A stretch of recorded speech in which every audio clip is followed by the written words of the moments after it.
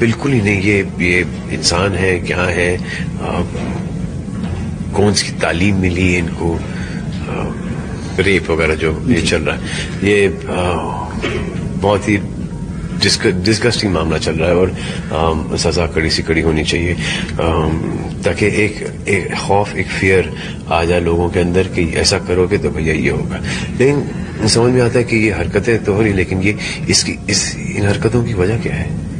यहाँ के एक हमारा कल्चर हो गए, शर्म नाम की कोई चीज़ नहीं है, एक डिस्गस्ट की कोई फीलिंग नहीं है, ये कि मेरे माँ बाप क्या सोचेंगे, मेरे पिता क्या सोचेंगे, मेरी बीवी क्या सोचेंगे, मेरे भाई की मुझसे बात करेंगे नहीं करेंगे, मेरे टीचर मुझे क्या है ही नहीं।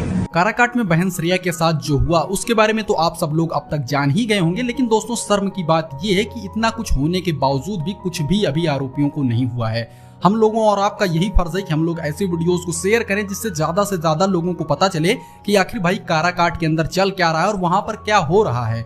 मतलब कोई आवाज नहीं उठा रहा है, पवन भैया के अलावा किसी भी नेता ने कोई ट्वीट नहीं किया था, तो आप लोग ही हैं जो आवाज उठा सकते हैं। इसीलिए ऐसी वीडियोस को ज्यादा से ज्यादा लोगों तक पहुंचाइए जिससे लोगों को पता चले कि आखिर भाई हो क्या रहा है हमारे देश में।